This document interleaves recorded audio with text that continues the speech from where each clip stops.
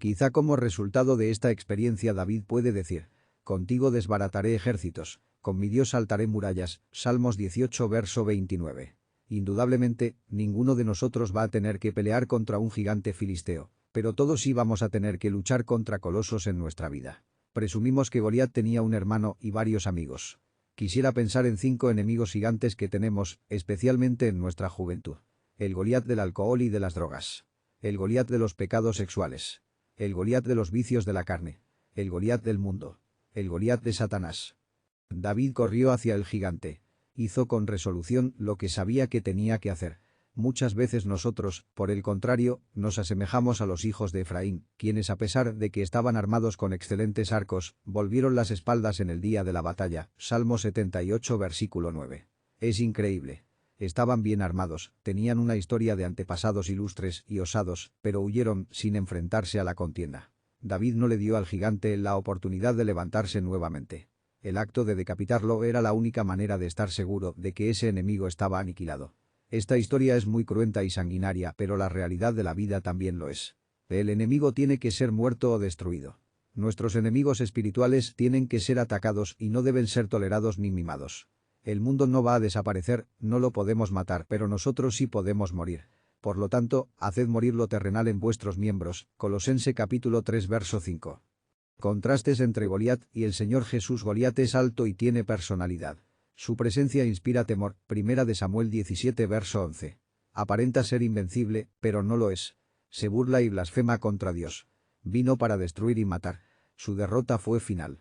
El Señor Jesús es humilde de corazón. Juan 13. Inspira paz. La paz os dejo, mi paz os doy. No como el mundo la da, yo os la doy. Juan 14 verso 27. Aparenta ser vencido en la cruz, pero realmente es el vencedor. Es honrado por Dios. Tú eres mi Hijo amado. En ti tengo complacencia. Lucas 3 verso 22. Ha venido para que tengamos vida, en abundancia. Juan 10 verso 10. Su victoria fue completa. Notas al margen. Primero, algunos médicos se han referido a la posibilidad de que Goliat tuviera un tumor cerebral benigno de la glándula pituitaria. Estos tumores que segregan la hormona de crecimiento, si aparecen en la juventud, pueden ocasionar gigantismo. Se explicaría así que el impacto de la piedra en una persona que tenía un tumor iba a provocar fácilmente la caída que experimentó Goliat. Esta teoría no explicaría el hecho de que Goliat tuviera un hermano que también era gigante.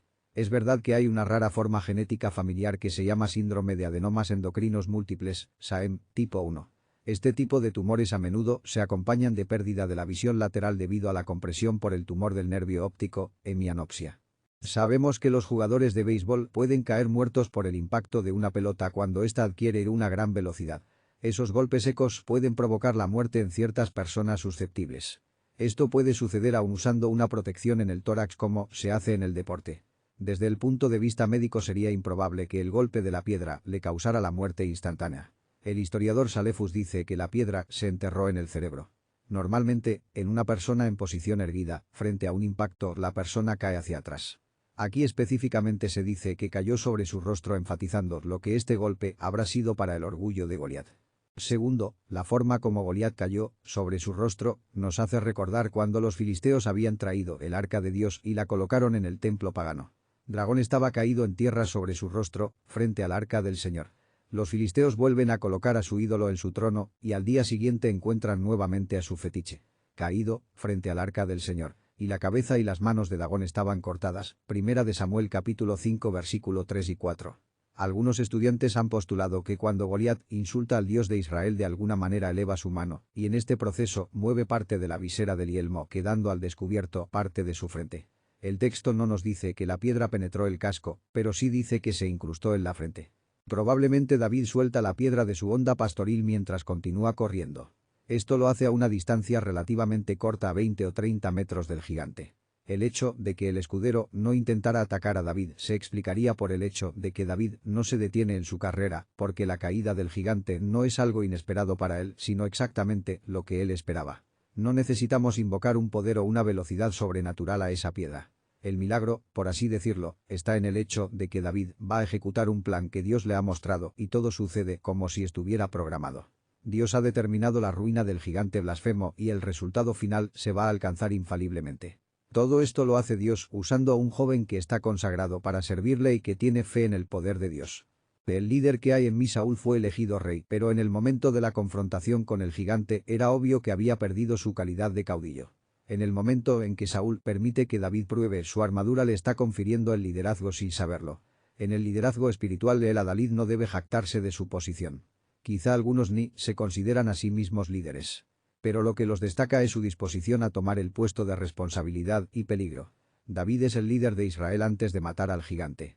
Desde el momento en que él declara en forma tajante que va a pelear, se constituye en el líder. Primera de Samuel 17 verso 37. Dios, normalmente, no utiliza improvisadores. Cuando David fue a pelear con Goliat había egresado de la academia militar de más prestigio en el mundo. La Escuela Militar de Dios. David había aprendido en ese entrenamiento algunos de los fundamentos imprescindibles. En primer lugar, el líder calcula y estudia el peligro, pero este no lo paraliza. Para David, que usaba los anteojos de la fe, el gigante era tan solo un pigmeo. Por supuesto, no desestimó a su adversario. Los encuentros previos con el león y el oso le habían enseñado la verdad que, si Dios es por nosotros, ¿quién contra nosotros? Romano capítulo 8 verso 31. Temas para el estudio en grupo: los enemigos espirituales del creyente. Las armas espirituales de Dios. Fe en Dios que es omnipotente y está sentado en su trono. Venciendo en la batalla contra el enemigo. Temas para el estudio en grupo: los enemigos espirituales del creyente. Las armas espirituales de Dios.